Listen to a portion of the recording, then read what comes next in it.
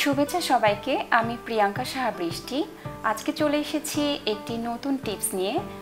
আজকে আমরা দেখাবো চিনি কিভাবে সংরক্ষণ করতে হয়। এটার একটা লাইফ হ্যাকস। চিনি সংরক্ষণের জন্য আমরা কিছু লবঙ্গ নিতে পারি।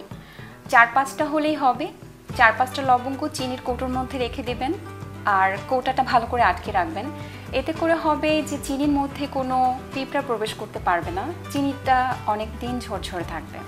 চিনি সংরক্ষণের জন্য আরেকটি গুরুত্বপূর্ণ টিপস হচ্ছে, আমরা একটি কাপড়ের মধ্যে যদি কিছু চাল রেখে পুঁটলি বেঁধে আমরা যদি চিনির মধ্যে রাখি, তাহলে কিন্তু চিনিটা অনেক দিন ঝরঝরে থাকবে এবং পানি পানি হয়ে যাবে না।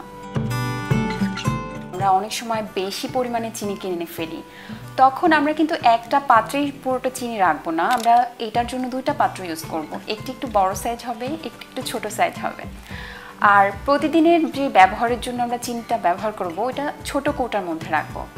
তাহলে হবে কি, আমার বড় কৌটাটা বারবার খুলতে হচ্ছে না, বড় কৌটার মধ্যে বাতাস প্রবেশ করছে না, চিনিটা দীর্ঘদিন সুন্দর ঝরঝরে থাকবে।